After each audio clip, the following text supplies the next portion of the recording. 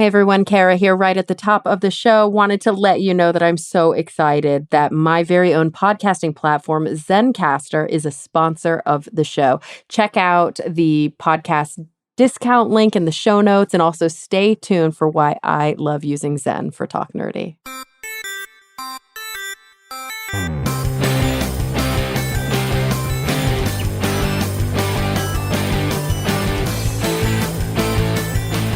Hello, everyone, and welcome to Talk Nerdy. Today is Monday, February 7th, 2022, and I'm the host of the show, Cara Santa Maria. And before we dive into this week's episode, I want to, as I always do, thank those of you who make Talk Nerdy possible. Remember, Talk Nerdy is and will always be 100% free to download, and that's because I rely on the support of individuals just like you to keep the show going. If you want to pledge your support, all you've got to do is visit patreon.com/Talk Nerdy. This week, I want to give a shout out to Daniel Lang, David J.E. Smith, Mary Neva, Brian Holden, Christopher Pitts, Dudas Infinitas, Gabriel F. Jaramillo Gonzalez, June Sapara, Leonard Prince, and Ulrika Hagman. Thank you all for being the coolest folks in the universe and the galaxy. All right, so let's dive into this week's episode. I had the opportunity to sit down with Dr. Brendan Borrell, whose new book, The First Shots, The Epic Rivalries and Heroic Science Behind the Race to Find the Coronavirus Vaccine, was just incredibly informative, also super gripping, really written like, it's narrative nonfiction, right? So even though this is absolutely a true story, this is good quality journalism, it's also written in a really compelling kind of page turner kind of way. Now, Brendan is a science journalist who also, he did his PhD in biology. That was his background, went on to become a science journalist and is currently working as a correspondent for Outside Magazine. He writes for a lot of different outlets that I'm sure you read, like the New York Times, National Geographic, The Atlantic, all that good stuff. But this book it's just so important, and it's something we hadn't really covered yet on the show. So I was really excited to get him on. So I'm going to let him tell you about it instead of me. Without any further ado, here he is, Dr. Brendan Borrell. Well, Brendan, thank you so much for joining me today. Hi, I'm happy to be here. So your book actually came across my desk quite a bit ago when it was in galley form, and I was like, yes, we have to do this. When did the actual finished copy hit the shelves? October 26th of last year. So what? Things have changed since October, but also so much has stayed the same. So I am thrilled to be talking to you today about your first book. How exciting. Congratulations. The First Shots, The Epic Rivalries and Heroic Science Behind the Race to the Coronavirus Vaccine. What obviously an important topic and something that I feel like all of us are armchair experts about, but none of us are actually deep dive experts about. So thank you for taking the time to do all of the legwork to really dig deep into how these vaccines over, historically, how the components of these vaccines have been developed, but also how we were able to get this to, quote, market as quickly as we did. Yeah, thanks. And I know, the science has changed so fast. I hardly can keep up with it myself. But it is such a amazing period for vaccine science and virology. So it's very exciting. Absolutely. And I have to say, just right off the bat, looking at the blurbs on your book, these are heavy, these are authors who I've looked up to for ages. Deborah Blum, Dan Fagan, both of whom got Pulitzer Prizes for their incredible science writing and who really set the standard for a lot of science writing. So are these people that you have just sort of known in your science journalism circle? And what did it feel like to hear that they read the book and were like, hell yes, this is important work? Yeah, I'm very grateful to them. I had met them through the science writing circles, and I think they deserve an extra credit because they had, I think we gave them 10 days to get the book and turn around a blurb. I was on a crash publication schedule. I had competing books I was faced with, and I had a deadline that kept getting shorter and shorter. So yeah. No, they are both amazing writers, and I think what's important is they've been huge, influences in the science writing community. They're both professors at MIT and NYU, and they're just really swell people. So, I love it. Yeah, it's absolutely true. And so it's cool to hear that there has been this sort of support around what I think is just such an important book. And of course you yourself, you're not coming from to science journalism naively. Like you've been doing science writing for some time, but you're a trained scientist first and then you made that transition into science journalism. that's right. Was, I got I always liked writing. I mean, growing up, I wrote short stories and all this, but I also liked catching snakes and lizards. And that was what first attracted me when I went to college and started doing like working for professors doing field research in Panama and Costa Rica. And then I got to do my own research for my PhD, and it was just like I just love the adventure part of it. I love the tropical forest, and but at a certain point, I was like, you know what? I think I'm a writer at heart and not a scientist. And so, did you find that early on after you finished your PhD that you were, I don't know, more interested in doing kind of the natural history ecology work? Or were you like, I'm just going to be super open? Like, how did you find your niche? And do you even really have a beat? In the early days, so the way I actually made the leap was my last year in my PhD at Berkeley. I applied for this fellowship called the AAAS Mass Media Fellowship. A lot of people have done that. And basically they put me in the newsroom at the Portland Oregonian that summer, and I just was, thrown into every type of science. I'd studied bees, but now I was, writing about, space and physics and chemistry. And when I got out of that, I was immediately a freelancer. I had no income, and I just started pitching. And of course, getting into, my leg in the door at science oriented publications was key. I was like writing for like the news section in Nature. I became a correspondent at this biology magazine called The Scientist. And that was great because they had this budget to fly me all kinds of places.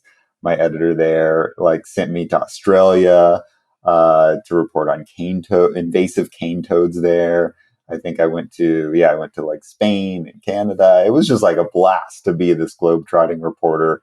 And so kind of had that adventure element that I, enjoyed as a graduate student. But I think I always, there was such a wide range of writers who I always admired. It wasn't just science journalists. It was just kind of like this, classic long form journalism, magazine writers, and outside magazines, for instance, where I'm, a correspondent, was always a place I loved. John Krakauer, who wrote Into the Wild, and Sebastian Younger. So I always I was like, yeah, I want to do kind of these general stories, whether they're sort of crime oriented or adventure oriented. Like that was always sort of a big part of it, and writing profiles. So it was never, that was always the goal. Yeah, and that kind of work really requires almost it's sort of like a multidisciplinary approach because it's not just about the science. There's also a strong kind of historical element to it. Like you have to dig deep in order to tell stories that have a past, a present, and a future. And that really is the case, especially when we talk about, the landscape of vaccines specific for coronavirus now. They have a long history behind them. That's right. And most of that history was obscure to me when I began this project, right?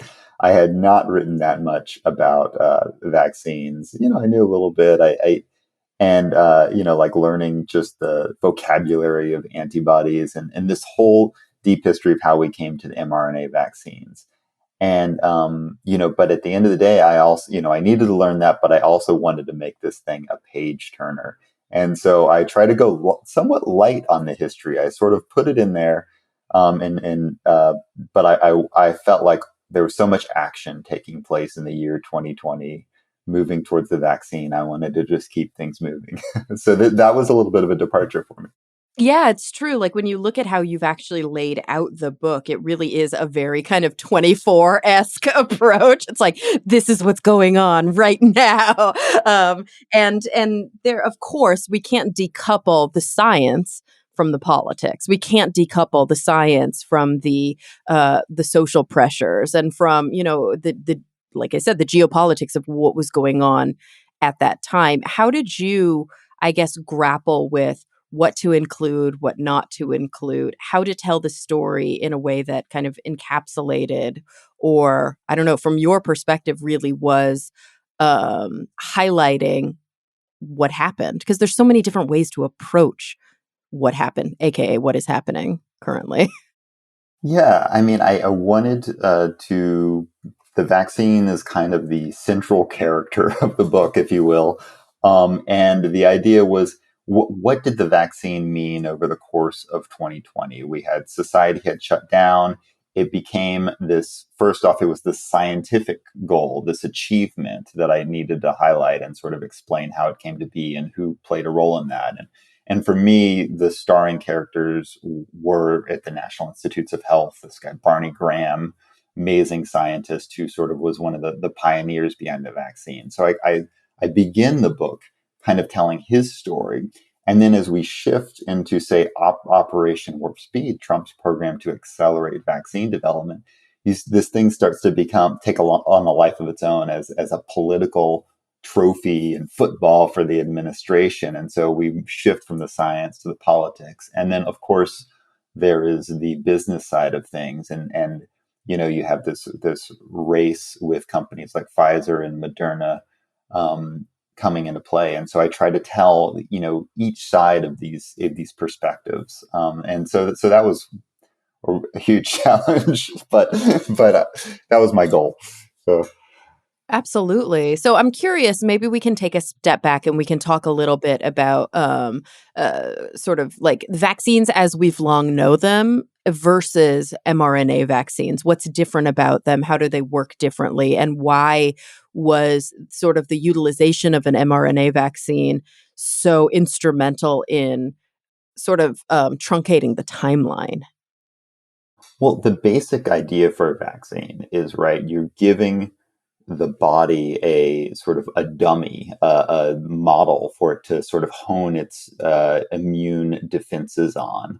And historically, we know the speaking about history, as you brought up, the first vaccine ever was this smallpox vaccine, and smallpox was this a plague that periodically affected humanity over thousands of years. There's historic records of it from all over the world. And I think it killed about 1 in 3 people.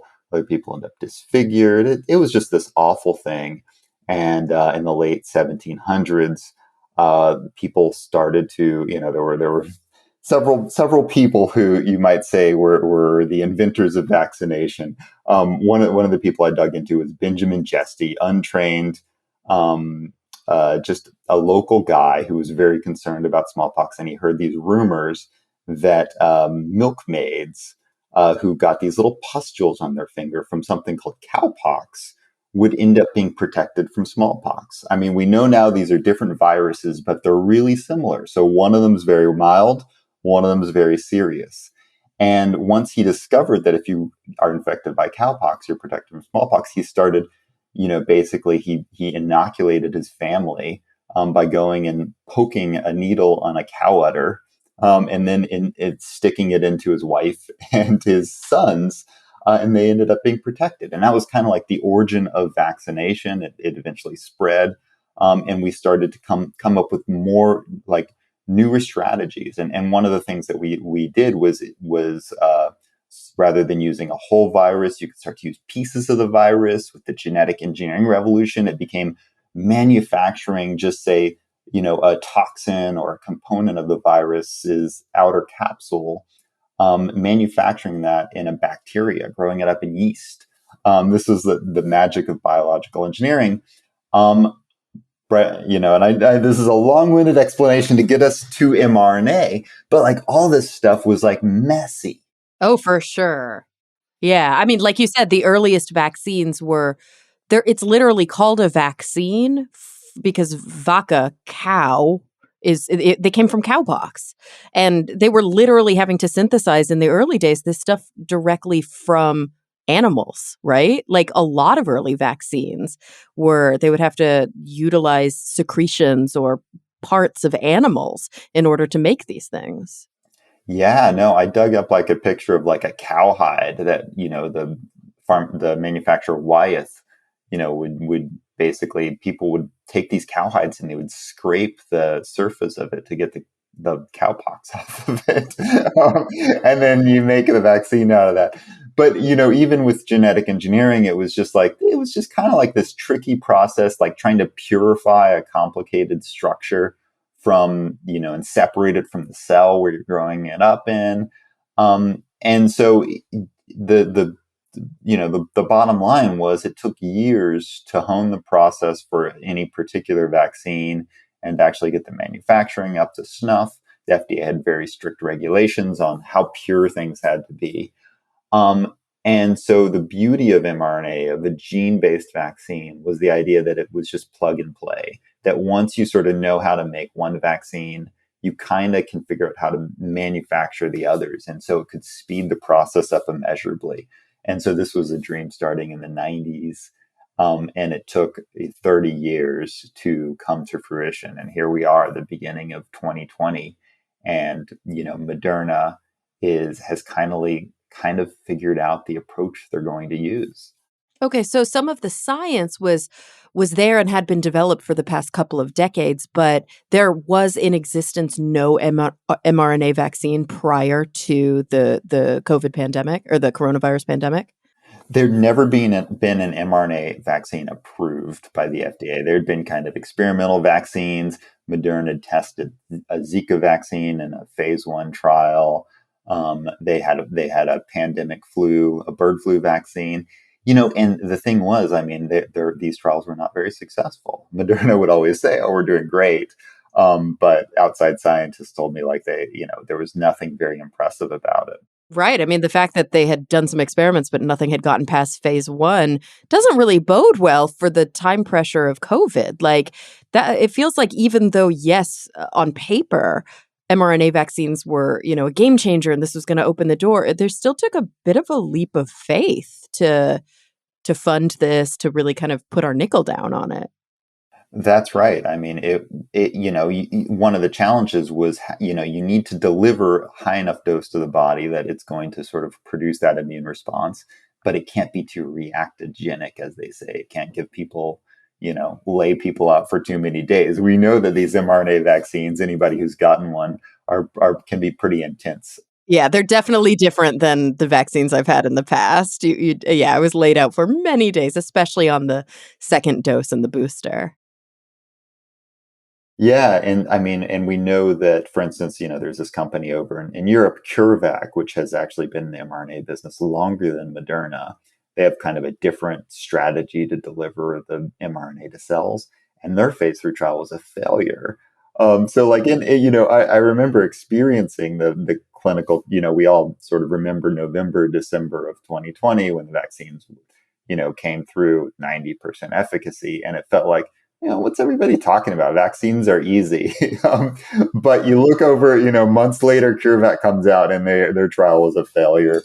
So yeah, it was a big leap for people to back the mRNA, and of course that's why Operation Warp Speed had multiple bets, a broad portfolio with some of the more traditional technologies as well.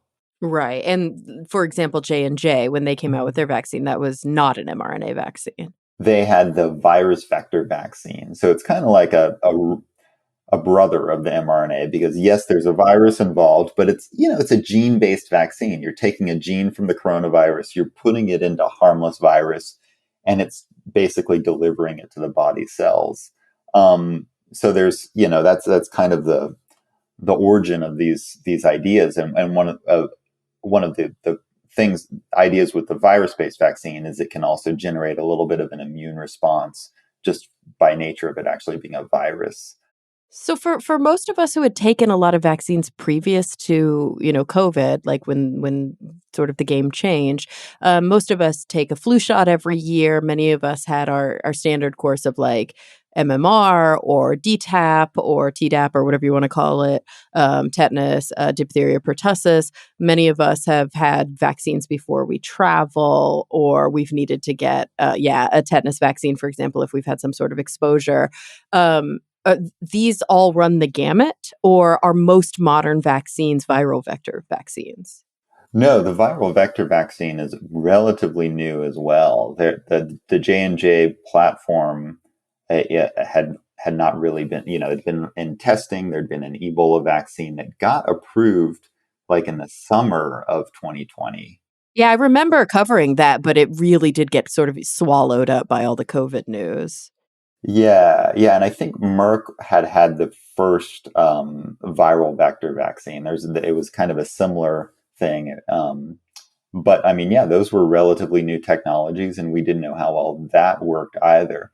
And going back to what you were saying about the traditional vaccines that we usually get, most of them are kind of it's a weakened virus, so it's actually the virus that causes disease, but it's been like somehow weakened by raising it in the wrong organism, like in chicken eggs. Oh, so that's when we see like live attenuated or like a heat killed virus or something like that. It's the actual virus itself is in the vaccine. That's right. And then the polio vaccine, the inactivated one, that's like doused in formalin, formaldehyde to completely kill it.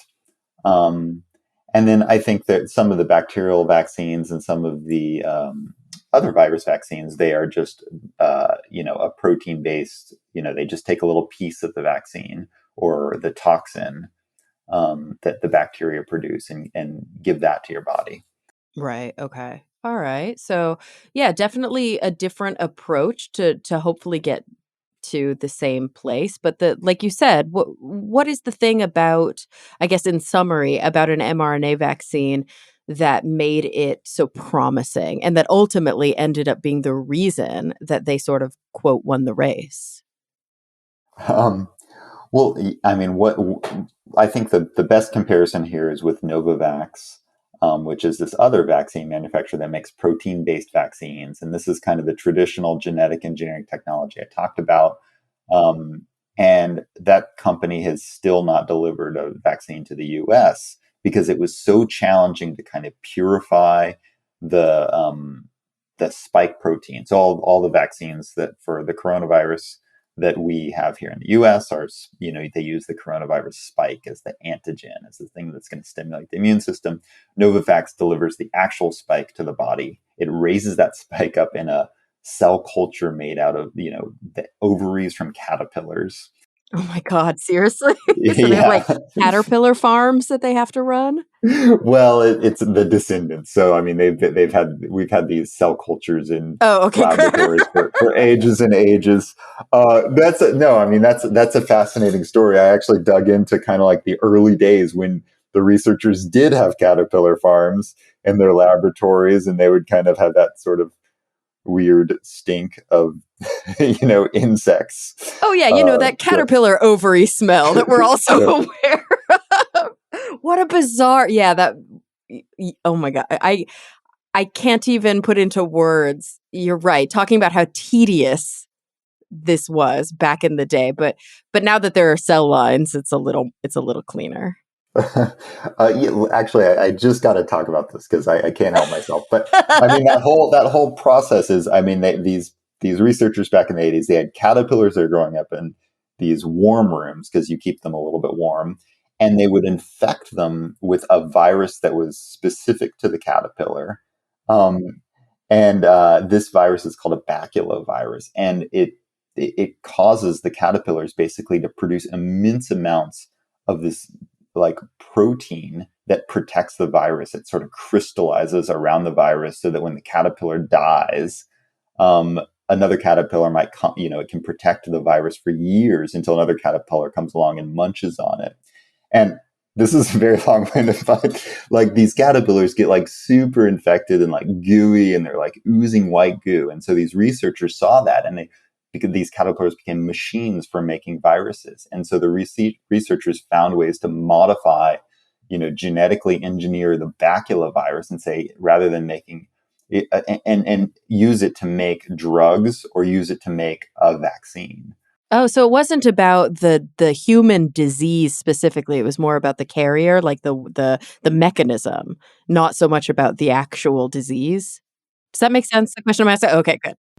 You're talking about, so I mean, there's the caterpillar disease, and then ultimately it became like, let's use the baculovirus to make a vaccine for another virus. Exactly, because we don't need to inoculate ourselves against a caterpillar disease, right? Right. Um, but yeah, I mean, so I mean, the whole thing was this was this amazing discovery in the 80s, and it's been used in a really important flu vaccine, and a HPV vaccine, and so on. So it was this promising platform. But here we are, 2 years into the pandemic, and those protein-based vaccines have not delivered. And the mRNA vaccines, by wow. And part of it was because mRNA, it's manufactured through a chemical synthesis.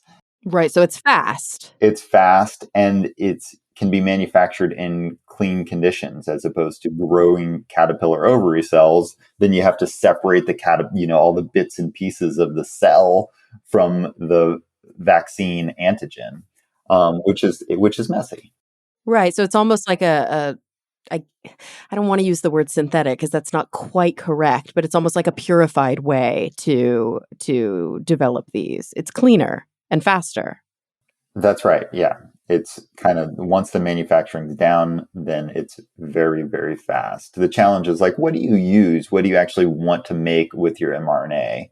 And that's kind of the other part of the story. I mentioned Barney Graham and his sort of early work on specifically coronaviruses and recognizing ways to make that coronavirus spike, which is kind of like this wiggly thing that changes shape and is kind of difficult to develop antibodies against. He found a way to sort of make it stiff. Him and his collaborators, and that becomes the key ingredient in the mRNA vaccine. Okay, so it's not just that mRNA vaccination as a technology had been in the works for some time, even though it hadn't really been perfected, but it's also that coronaviruses as a category, as a group of viruses, had been investigated. Because of course coronaviruses, this wasn't the first coronavirus that we as human beings have encountered. So researchers had already been trying to understand the structure, the function, the mechanisms for some time. We weren't coming at this completely naively. We were very lucky that it was a coronavirus and not some Okay. other virus, right? We had the experience of SARS and MERS, which was the Middle Eastern Respiratory Syndrome, and that sort of kicked into action, a small group of laboratories. This was, you know, emerging infectious disease were not sort of the thing you go for if you're a big pharmaceutical company. This was for the nerdy virologists in the government and at university laboratories who would be like, I'm going to try to make a coronavirus vaccine. Maybe it'll be useful. So, Right. Like yeah. this is for the people who are really good at thinking long term, not so much the people who are thinking about what is the ROI next year. Yeah, exactly. And so, okay, so SARS, MERS, like you said, and even some forms of the common cold, right, are diseases that are caused by coronaviruses. Like we've known that for some time, but then COVID-19 or SARS-CoV-2, was a novel coronavirus, a new version of a coronavirus that we had never been exposed to.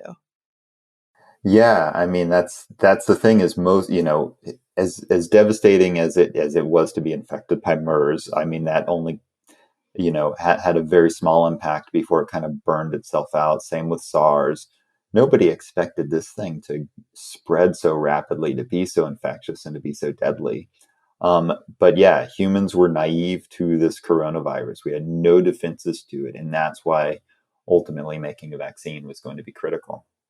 Okay, so tell me a little bit about what was happening behind the scenes in Operation Warp Speed. For a lot of us, I think uh, as the quote pandemic fatigue set in, and as we had been in lockdown for so long, we had been isolating and distancing for so long, and we were starting to kind of lose a little bit of hope.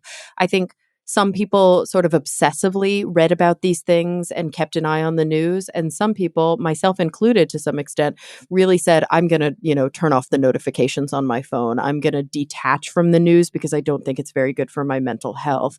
And I think in that process, a lot of us missed out on the stories of what was happening behind the scenes. Also, not sure there was a lot of clarity at the time for many of us. So, you've really dug deep into the story of how the politics and the pressures combined with the scientific landscape got us to where we are today. Maybe you can give us a little quick and dirty on that. Yeah, I mean, I was in the same position as everybody else in April and May of 2020. The announcement of Operation Warp Speed from the Trump administration led to naturally eye rolls. And in fact, I mean, many scientists, outside scientists, were concerned about the promises that the administration was making. Oh, for sure. They didn't seem based in reality, did they? No, I mean, this was a president that had been touting hydroxychloroquine for the treatment of COVID. And it was just, whoa, this is more smoke and mirrors. This was a president, by the way, who wondered out loud whether shining a light inside the body would be something that might kill the virus. Like, this was a president that did not inspire a lot of confidence in any of his scientific understanding. Absolutely not. And I think what's incredible about Warp Speed and what I discovered as I was working on this book was, I mean, well, how did how did it happen? Who was pushing for it? And why it was not as ridiculous as it sounded. And so, kind of the origin story of Operation Warp Speed is um, two characters who are people I really like that are featured in the book. One of them is Bob Cadlick, who's like a former spy, bioweapons expert who was pretty much vilified in the media as being a failure, dropping the ball. And the Trump administration was like on the verge of firing him all the time. And then the second person is Peter Marks, who is still the head of the office that oversees vaccine approval. And these two guys are like nerds who got together during some phone calls in early April. And Bob Cadlick's like, we got to do something about this. The country's going the wrong direction. And Peter Marks is like, yeah, I've been talking to vaccine makers, and everybody, Johnson and Johnson is talking like 2021 going into clinical trials, which was like more than a year away. Moderna didn't have that, enough funding to do what it needed to do. And within the administration, there were like questions about how much to spend on, vaccine development and so on. I think there was a meeting where Trump's like, vaccine makers don't need money, they just need time, blah blah blah. But Marx and Cadlick got together and they came up with the blueprints for Warp Speed. And ultimately, I mean, this is just, I mean, I talk about the wild politics of this. Is this idea gets taken by the health secretary, who is also kind of a not a very well liked figure, to Jared Kushner, president's son-in-law, secretary of everything. This guy who's been meddling in the pandemic response and has a bad reputation for various reasons.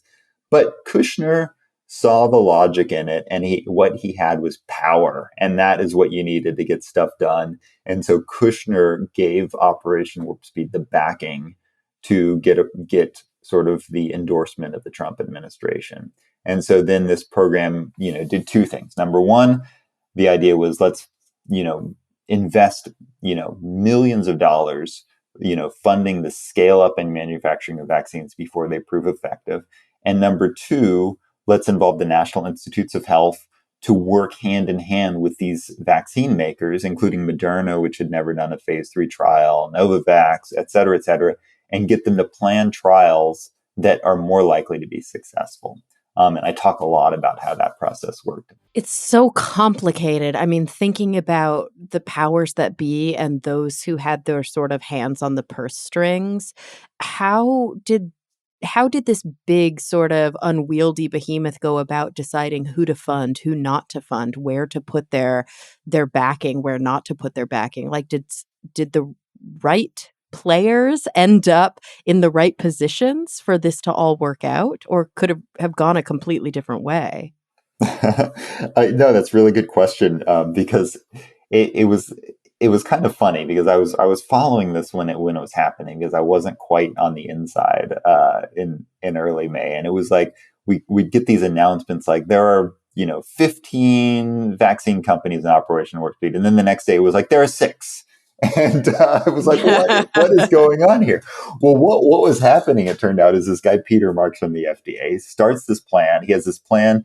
He's like a very rational. He wanted to create just this very clear competition to get all of the vaccine makers, because at that time there were like 200 companies that announced they had vaccine plans. 200 like groups. Some of them were more or less realistic, but anyways, there was a big list of them. And Marx was like, let's get everybody. Let's not just focus on Sanofi and Merck. Let's get the small guys and give them a chance. Maybe a dark horse is going to be able to pull this off. And so he had this whole sort of scheme laid out for how to sort of evaluate these vaccines head to head.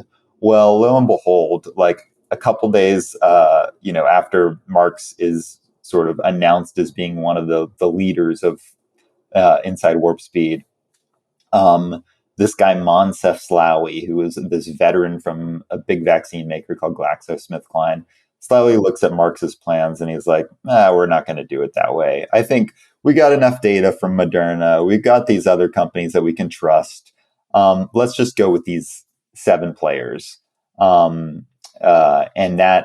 like within days, the portfolio was changed. He went, we're going to do sort of 2 of each type of technology, 2 virus vectors, 2 mRNA vaccines, and 2 of these protein-based vaccines. And we're just going to put all our cash there. Part of that I heard was because ultimately the Trump administration did not want to give as much money as needed to sort of do Peter Marx's program. But they still gave a lot of money. Okay, all right. And so how did they choose who were the ones who got the bids? It was a combination of, whether they could actually deliver. So the major vaccine manufacturers like Merck and Sanofi and Pfizer, Pfizer sort of was funded in a weird way. We can talk about that later. But yeah, so sort of the big proven vaccine makers, obviously they were in the game. They had what it took.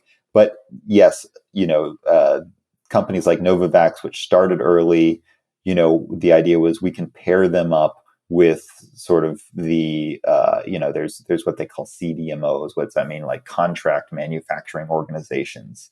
So it's like Novavax is this little biotech, and you pair it up with a company that just runs a factory for hire. And so Slaoui sort of basically was in charge of matchmaking for these smaller companies.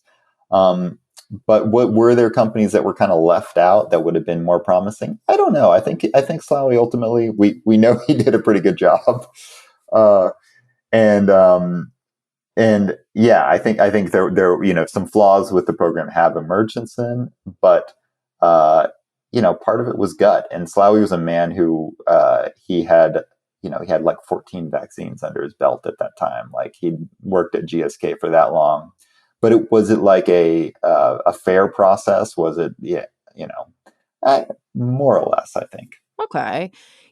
Speaking of a fair process, one theme that I think emerges that you grapple with in your book, that also I'm hearing even nibbles of it in this conversation, is that a lot of the powers that be are, as expected, white men, but a lot of the people sort of behind the scenes who were working, keeping their heads down and busting their asses to get the science where it needed to be were I say actually as if it's surprising at all. We're women. We're very strong, badass women scientists. And isn't this so often the story that these women did not get much credit at all?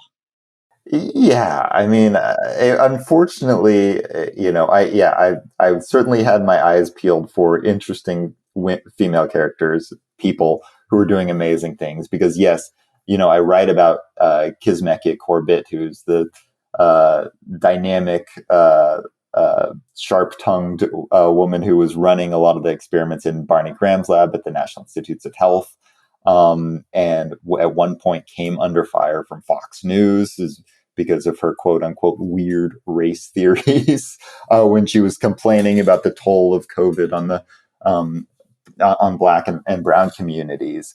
I actually asked her. I was like, how did you deal with that when you were, featured by when Tucker Carlson was, taking, it, giving you a hard time? And she's like, oh, it didn't bother me at all. I grew up down the street from the, headquarters of the KKK.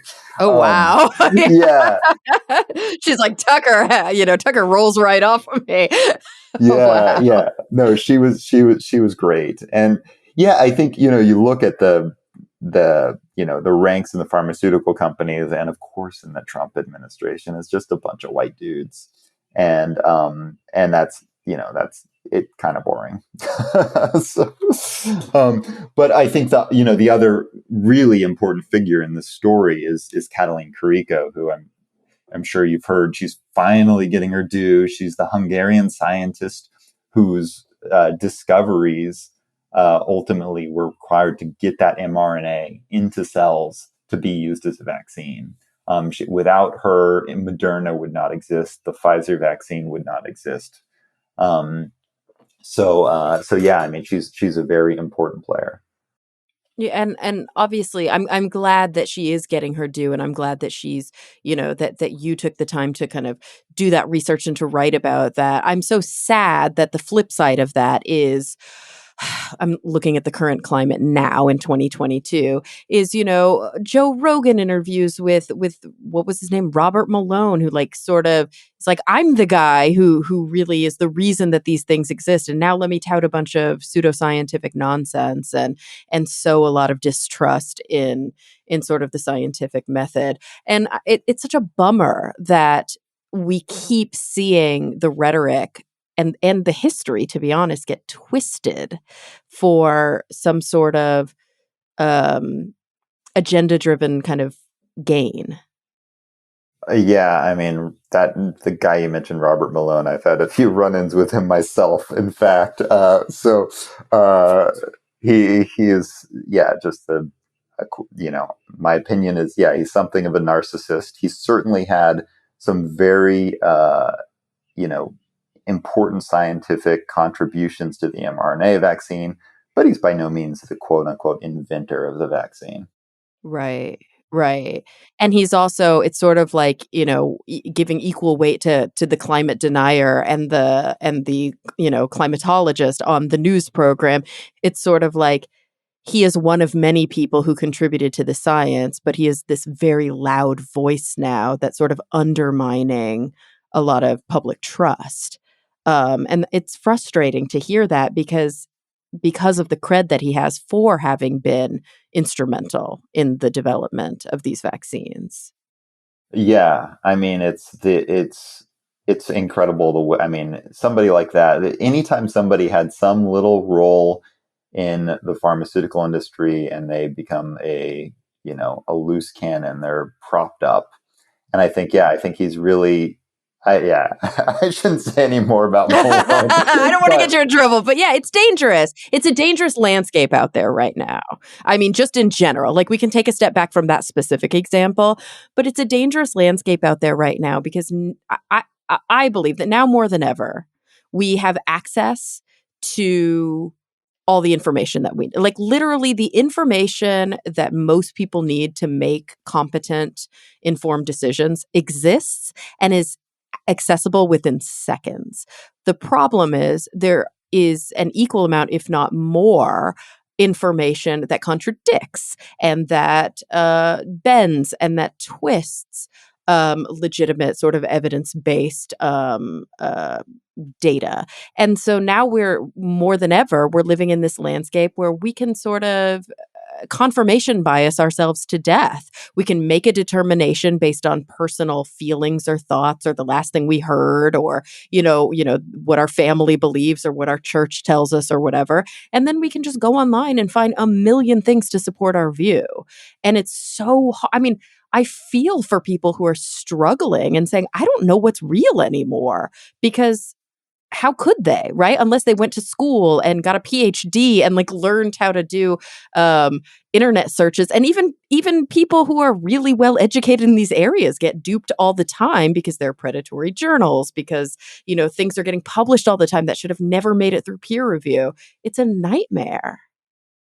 Right. And I mean, I think one of the hardest things about COVID was there was so much unsettled science. There was so many times when we heard one thing and then the story changed because of new data, which is a normal part of science, but it's very frustrating if, for lay people to suddenly not know who to believe and who to trust. And so, uh, yeah, this has been a great moment for science, but it's also been a huge moment for misinformation. Absolutely. I remember I just covered, I think last week on the other show I work on, an article by a Brazilian researcher and kind of very outspoken science communicator who's spoken a lot against Bolsonaro's sort of handling of the epidemic or the pandemic.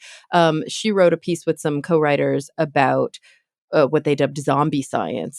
That like during the COVID pandemic, more there have been more preprints. There have been just the amount of the sheer quantity of publishing has been astronomical, and very often this zombie science comes into play when researchers are like, okay, I'm going to sort of answer a question that's not even being asked, or I'm going to take an approach that I've historically used for X, but I'm going to figure out how to like try to relate it to COVID, sort of put a COVID sheen on it to make it seem publishable and then push that through the publication cycle. So we end up with this glut of kind of articles that aren't saying anything or articles that are asking or like quote answering questions that aren't even being asked, and we're flooded, and it's become really difficult to see where is the sort of valid legitimate science, where are the researchers that are answering questions that need to be answered because they're getting lost in the noise. Yeah, I mean it's you can find a preprint to support anything you want. I mean that's the problem. I think looking, for instance, it's been really great that there are important people like Eric Topol on Twitter and other established scientists and who are combing through some of this literature and helping sort of say, okay, this is something you should be paying attention to, and this is not. Yeah, because even scientists are getting duped, so it's very difficult for sort of everyday individuals who don't have a science background at all to make sense, especially when the arguments that are often made, there's a lot of skin in the game. Like the people who are making arguments, across a lot of different topics relating to the pandemic are making them from a position of, well, this is my economic perspective, or this is my moral perspective, or this is my religious perspective. And it confuses the data quite a bit. So maybe we can take a little bit of time, because it's something I weirdly haven't done on the show yet, to talk a little bit about misinformation, especially as it relates to vaccination, sort of what we know, what we don't know. In your research, have you come across like what are some of the most persistent and frustrating myths or ways that people are misinformed? Yeah, I mean, I think the myths there seem to be a new thing that pops up all the time. As you mentioned, Robert Malone. I mean, he's pointed at you know numbers of deaths that are outrageous that in terms of vaccine side effects and so on. I mean, at this point, we know that the vaccines are incredibly safe. When people talk about how they were rushed through the approval process, that's not really true either. Yes, things moved fast, but at this point, we have a database of millions, hundreds of millions of people who have gotten the mRNA vaccines, and we have a pretty good handle on what are the major concerns that you might have. Yeah, I think we're into the billions now globally. Like, I think a big chunk of people have been vaccinated with mRNA vaccines. And yes, we might not have hard data on all of them, but um, we know a lot. We have a big database. And I think there are reasons on the edges of things to be, to be like, should I get vaccinated or not? If I think with the young men and the heart inflammation, I think there's like a risk benefit calculus that needs to be made. Generally, it's it's warranted, I think. Um, but some of these misinformers, they manipulate the data, or they exaggerate it, or they they make the vaccination an issue of just personal health as opposed to sort of societal responsibility. Is there any sort of specific stuff that you're like, God, why is this one thing that I keep hearing so persistent? Like it's put to bed. Like we know that, vaccines don't cause reproductive problems, or, are there things that you've come across that are like, this is just kind of old playbook? Yeah, well, I mean, the playbook is always evolving for sure. I mean, when this thing first came out, when the vaccines first arrived, of course, it was that they were rushed. And then it later became, oh, we've got to be concerned that, the thing that Robert Malone has pushed is, of course, the idea that the coronavirus spike is itself, somehow causing all of these different syndromes and problems. That's been something that those folks have pushed for a long time. That it's getting into the brain. And I think that there are some interesting scientific questions around what the spike itself does. But so far, we have been tracking this stuff, and the side effects are just so rare. It is so worth it to get a vaccine. And then I think the most persistent thing you hear now, of course, is, oh, but the vaccines don't work. They don't stop infection, blah, blah, blah. Ugh, it's And so frustrating. I feel right. like there's a name for this kind of logical fallacy where people are like, you see it even sometimes in the mental health community, right? Because that's my field, where oftentimes, especially difficult with manic disorders like bipolar disorder, or even some psychotic disorders, where individuals will take a med, then they won't have symptoms, so they'll stop taking the med because they're like, but I feel good, I don't need my medication. And it's like, that's because the medication's working. And I feel like so often that's sort of the logical fallacy that you see in the general public with vaccination. Like, you don't need it. People aren't really getting sick or dying. It's like, because they're vaccinated. Like, oh God. And now, of course, with Omicron, it changed. I'm sorry. It's a massive mutation. And yes, people are catching it. But everyone that is catching, not everyone, but the vast majority of people that are catching COVID who are vaccinated and boosted are either asymptomatic or have pretty mild symptoms. Like they're surviving. Yeah, I mean, I think, what is it, that you're like 40, 50 times more likely to be hospitalized than, if you're unvaccinated. I think it was one of these things where when the vaccines first came out, everybody was so excited about that 90% plus um, efficacy number, that it was stopping infection. And we'd never seen that before for a respiratory virus like this. It was just so exciting. And of course, that faded very, very quickly. But that's also how epidemiology works, right? Like, yes, the efficacy was really high, but that only holds true if enough people get the jab quickly enough. Because if the virus is still just ravaging the community in the background because so few people are vaccinated, it's going to mutate. That's just how epidemiology, that's how virology works. The virus is going to have a chance to multiply, it's going to have a chance to mutate, and eventually all of our efforts are going to become less effective, and we have to kind of get back to the drawing board.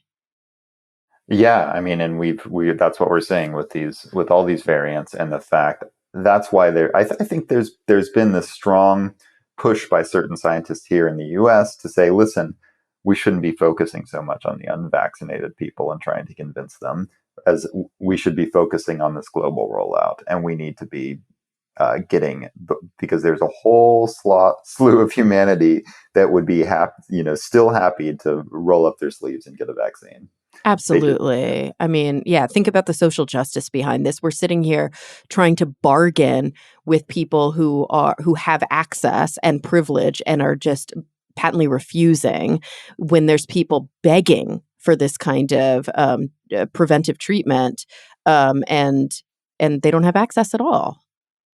hmm How gross and is that? That's gross. Yeah, I mean the worst. I think my numbers are a little out of date, but it was like Haiti, which is so close to us. It's got a vaccination rate of like just a few percent.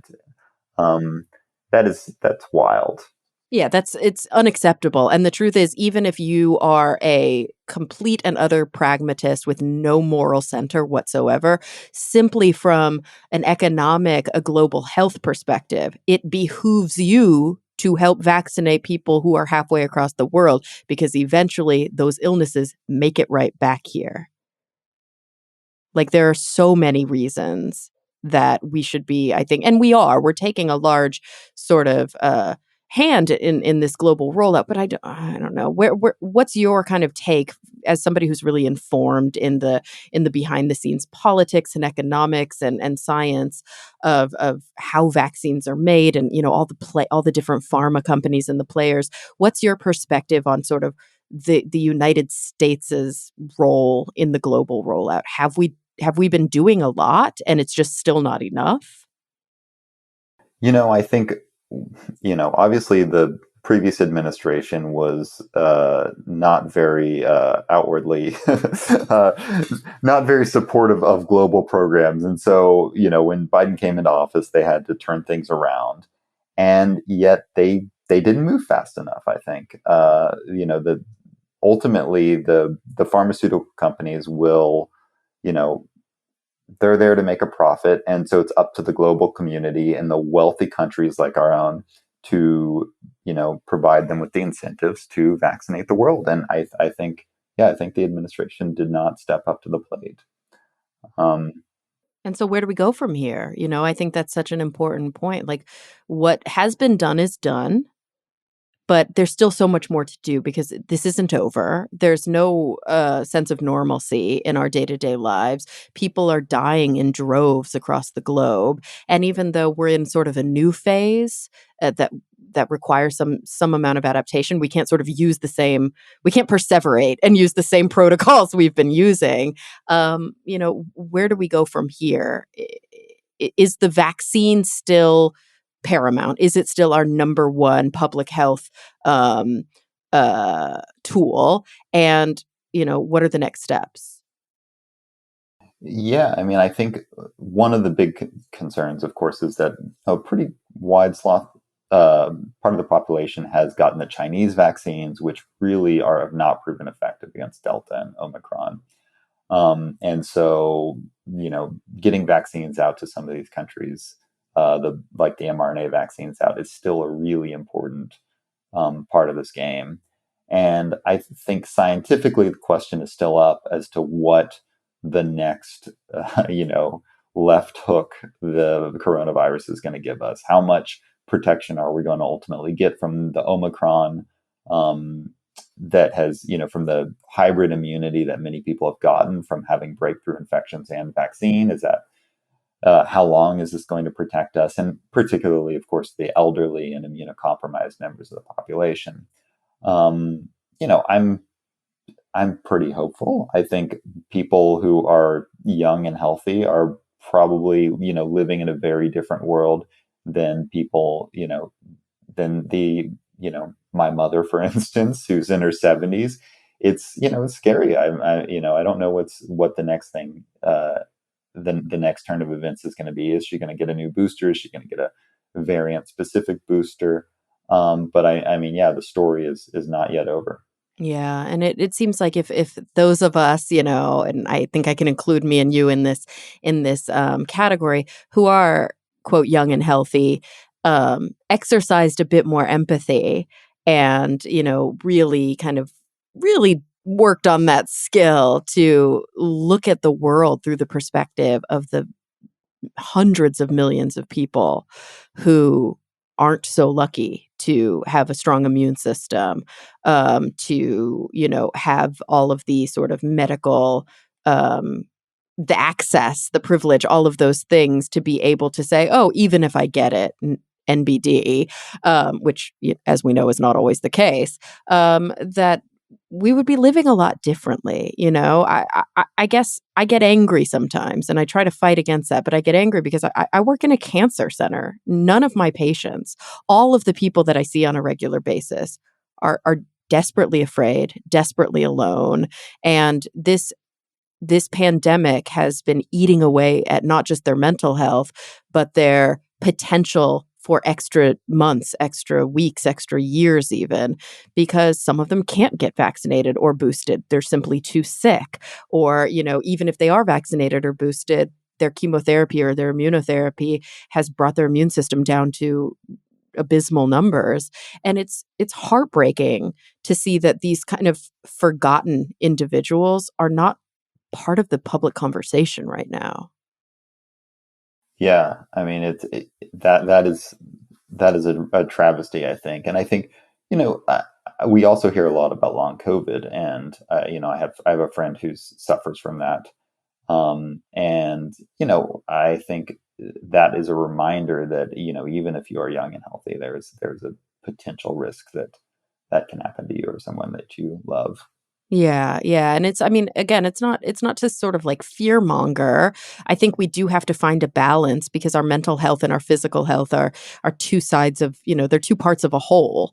And we can't we can't ignore the importance of social interaction. We can't ignore the importance of uh, exercise or of all these like healthy practices that are going to encourage wellness, um, at the expense of sort of this fear and this I don't know, communal sort of trauma.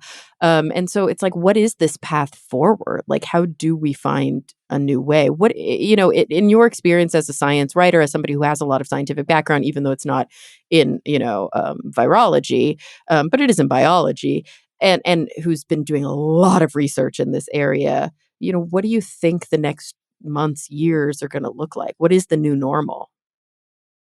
Well, I mean, I don't think we're going to ever go back to the way it was in 2020. There's not going to be these massive shutdowns. No, politically, socially, it's just not feasible anymore.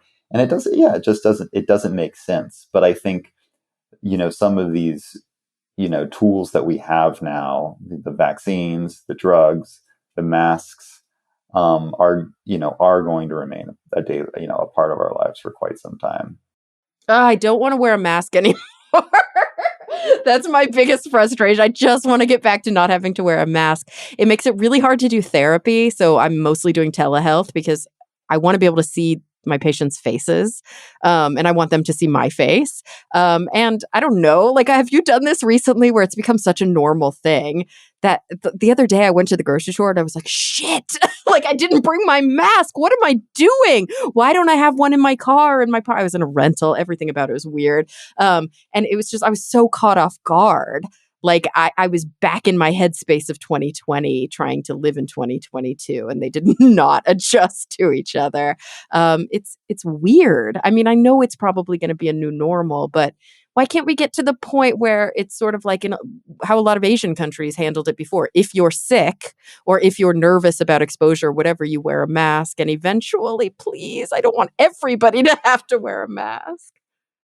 Yeah, I'm, it's really hard. I think, th- there's a lot of sort of members of the public health community who make us feel very bad for not wanting to wear a mask. And they're like, oh, wearing masks is not it's not, it's a very small thing to do. Which is true in the grand scheme of things, but I think over time that statement becomes less true. Yeah, if you have to wear it 12 hours a day or if you have a job where you actually have to go in person, I mean, it's not pleasant. Mm-mm. Mm-mm. I'm Yeah, and sorry. there's no I'm negative health consequences. We're not sitting here saying like, "Oh, it's actually reducing your oxygen supply," or anything like that, like some of the anti-masker arguments. But yeah, it's weighing on us psychologically, I think. It really is. Yeah, I think the key here is that, we've heard so much about the CDC not being the ideal organization. It's always moving a little bit too slowly. It would be nice, that the CDC tells us okay, things are getting bad, put your masks on again. And then when it's clear that things are easing up, then just drop the restrictions a little bit more quickly. I And think, I guess and that's that the would give us question. trust. Yeah. Yeah, like you and I live in LA, so we sort of like no restrictions have been dropped. There, I think there was like a 2 week period, or maybe it only felt like 2 weeks, way back when, prior to Omicron, when the mask mandate was lifted. But for the most part, mask mandate has been there since it started. Certain restaurants and businesses were closed. Many are open now, but you need to be vaccinated to go there. Blah blah blah. It's like a not a lockdown per se, but definitely a massive change to how we interact in public spaces. In other places, things are lifted and they go back, and they're lifted and they go back. But I mean, for those of us who live in I think more progressive jurisdictions where the COVID restrictions have been the strongest, um, it hasn't really let up. It's been how it's been since mid 2020. Hmm. I mean, I think on the flip side, we're very lucky to live in a place that doesn't get that cold in winter. So we can, Oh, we're lucky we, about so many things. We're yeah, also lucky that I feel safe in my community and I don't feel like, oh God, there's going to be a bunch of people breathing COVID all over me because they're anti-maskers and blah, blah, blah. I mean, we're lucky in that regard too. Um, so when I sit here and I throw my hands up and I say, I don't want to wear my mask anymore, I'm going to wear my mask. Like, I'm not saying this as somebody who thinks we shouldn't. I'm just wondering how long, is this going to be the case? Is this actually the new normal? Before, I remember we were sort of guessing, okay, in the future, we probably won't shake hands. Like, that won't be a normal greeting at a business meeting. Like, people are going to be weird about that. But in the future, are we always going to be putting on our N95s? Like, is this our dystopian future? I, I hope not. Yeah, Um, same. Same. Oh, sorry, I yeah, took it dark. Okay, let's right. wheel back a little. We're almost done with the show. I'm gonna close by asking you the same two questions I ask everybody. But before we do that, is obviously we did not cover the majority of what you write about in your book, and I don't like to completely summarize the book because hello, everybody, go out, get it, read it. But is there anything that you're like, oh gosh, we should have talked about this? Any questions that remained unanswered or things you want to make sure you highlight before we wrap up?